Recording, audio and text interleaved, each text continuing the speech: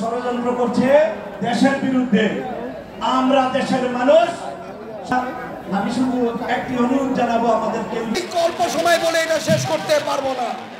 আমি শুধু একটি কথা বলি, আওয়ামী লীগের সন্ত্রাসী অস্ত্রবাজি তখন চলছিল। এই সময় রিজভী ভাই বলেছিল যে দীপু মরিয়ার বাঁচি ছাত্র দলের মারা গিয়েছে, আমি এই জানাজায় যাব। ওনার উসিলায় এই জানাজাটা হয়েছিল। ওই সময় আমরা রূপগঞ্জবাসী লালগঞ্জবাসী ওনাকে ধন্যবাদ দিতে পারি না। আজকে একটা সুযোগ এসেছে আমাদের ধন্যবাদ দেওয়ার জন্য। এর জন্য আপনার সকলে করতালির মাধ্যমে ওনাকে ধন্যবাদ জানাতে চাই। আমি তালিকা শুনি না, অনেক জোরে বলেন। আরে ভাই, মিটফোর্ডে একটা ঘটনা ঘটেছে।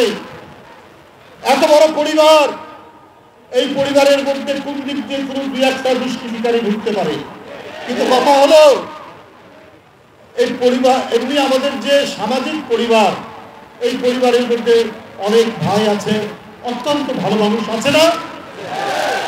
অনেক ভাই আছে একেবারে ফেরেশতার মতো।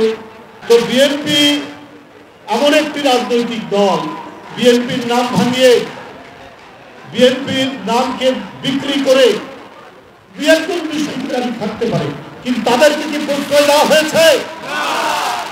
তাদেরকে কি আশ্রয় দেওয়া হয়েছে?